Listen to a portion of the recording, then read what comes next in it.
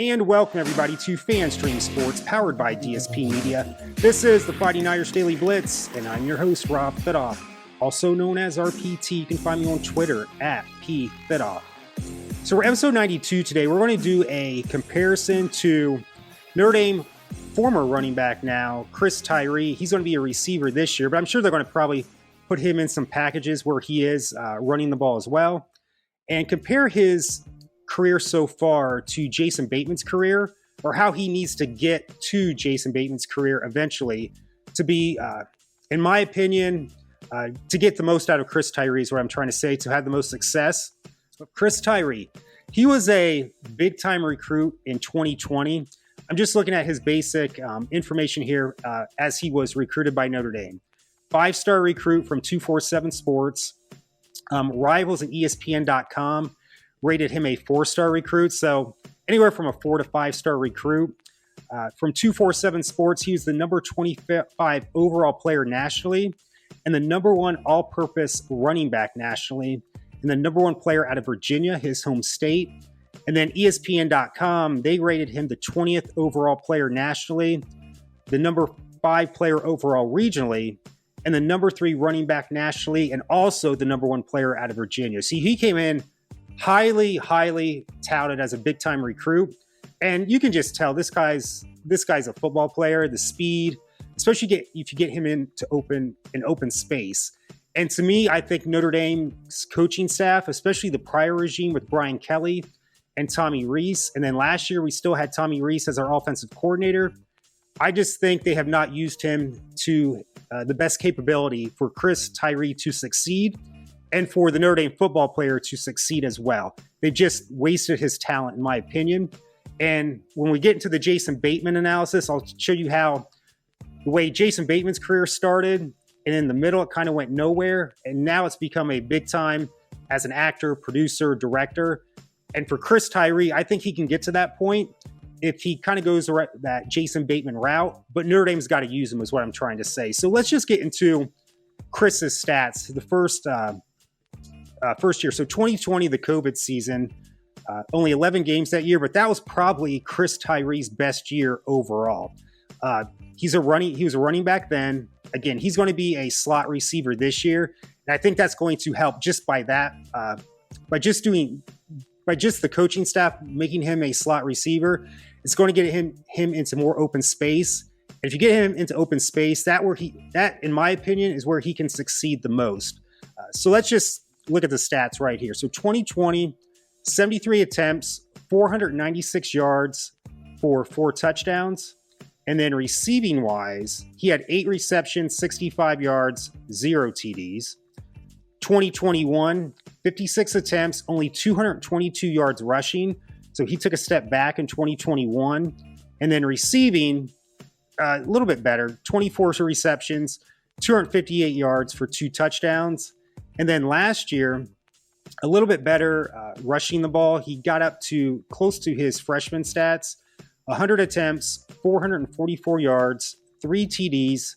Receiving wise, 24 receptions, 138 yards for 2 touchdowns. So I don't know if this is true, but I've heard some things where, not that Chris Tyree is a bad kid. I've not heard anything but the best things about Chris Tyree. Good student, hard worker, but it just seems like he was, I don't want to say in Tommy Rees's doghouse, but Tommy Rees just didn't like to use him. He liked to use other players. Who knows if that's true, but now Tommy Rees is gone and we have Jared Parker. So hopefully Coach Parker will use him to the best of his ability and getting him in open space, because if you ask any, Greg Schaefer, who I had on for our Notre Dame preview, he said too, you get him in open space, that's where he's going to succeed. And I forgot to mention earlier in 2021, I believe we were trailing by 3 points in the 4th quarter to Wisconsin. The game in Chicago at Soldier Field, the Shamrock Series game. And he broke that. It was either a 96 or 98 yard touchdown return. And he looked like Rocket Ishmael from the 90s. He's that good speed-wise. He's got some good quickness as well. But get him into open space, and being a slot receiver this year, I think that's going to help tremendously. I can't say that enough. And I think, too, they'll probably use him in some running back packages as well, because he's just too talented not to use him all over the field. So having said that, I went over his stats. Chris Tyree, up and down career so far, hasn't been used to his capabilities, in my opinion, and probably in a lot of other people's opinions as well. As I said before, Greg Schaefer agreed with me 2 weeks ago when we did the season preview for Notre Dame. So let's compare that to Jason Bateman. I think you know that name.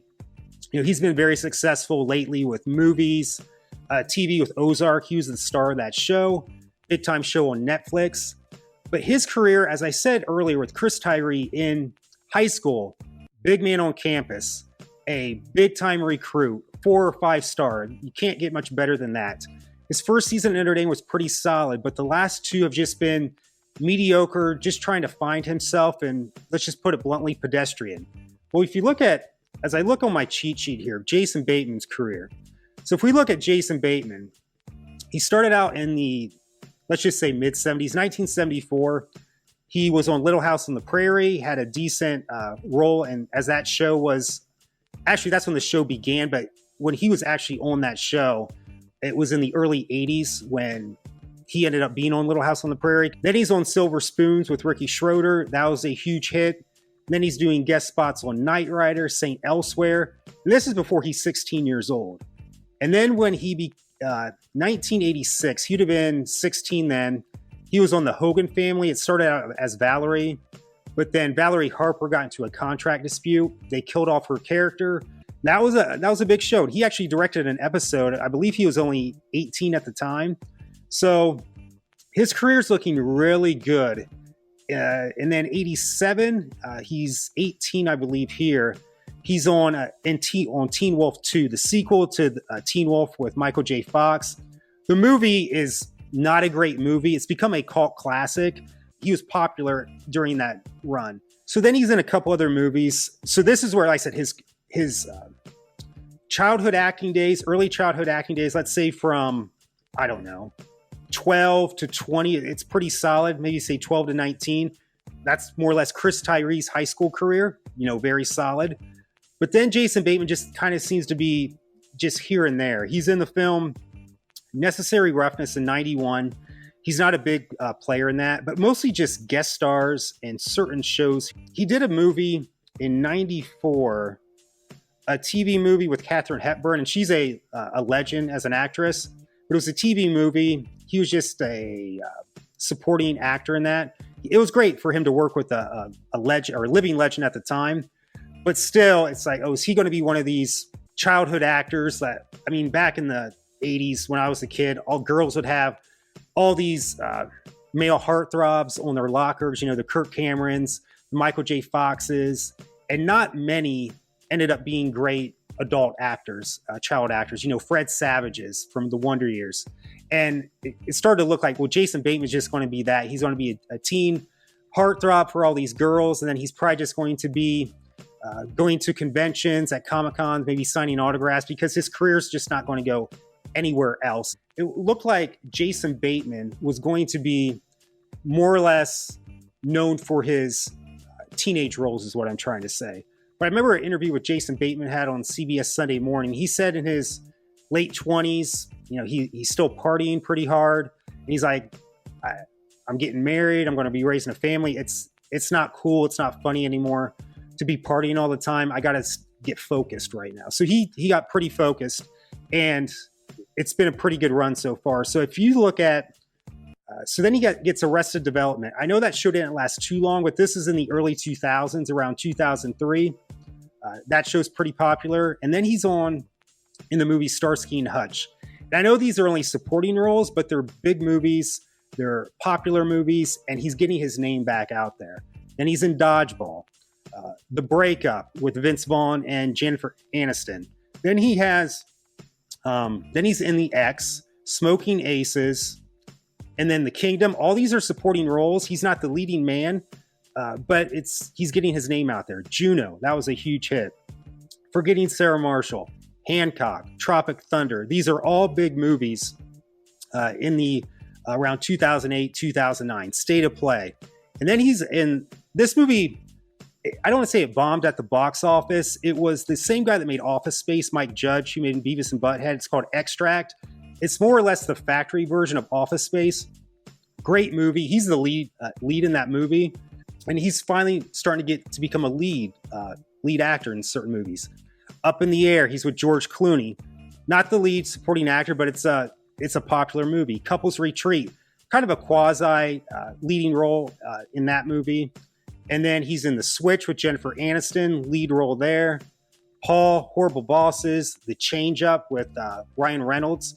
He's becoming either a solid supporting actor or a lead actor, and he's becoming more and more popular. And then we get to Disconnect, another leading role for him, Identity Thief. As you can see, Hollywood is starting to put him either as a strong supporting actor in their movies or a lead in their movies. Bad Words, another indie movie that should have got more publicity than it did. He's a lead. And then he gets to Horrible Bosses 2, The Gift. He's the lead in that movie. And then we come to 2016 Ozark. And that was, I didn't watch it until maybe 2-3 years later on Netflix. And that's probably what he's known most for recently. And he was the lead in that show. And he made that show go. He was more or less the big man on campus.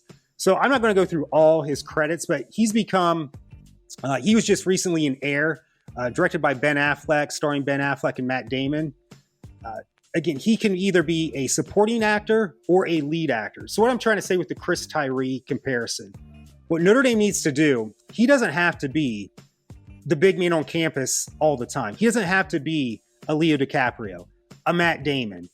Let's just say Ryan Reynolds. I would consider him, I'd say more Ryan Gosling, the leading man. He doesn't have to be that. Let that be Sam Hartman, Tobias Merriweather, Aldrich Estime. But when his time comes, let's say if those guys are having a bad day, he needs to step up, and Notre Dame has to let him shine and use his talent to the best of his ability, get him in open space, use him if the other guys are struggling, or there's going to be sometimes too where, hey, the other team just can't stop him. Let him be a Leo DiCaprio, a Ben Affleck, a Matt Damon, a leading actor. With the comparison with Chris Tyree and Jason Bateman, early part of their careers, lights out. It was big time. They were one of the best at their profession, whether Chris Tyree at football, Jason Bateman as a teenage actor.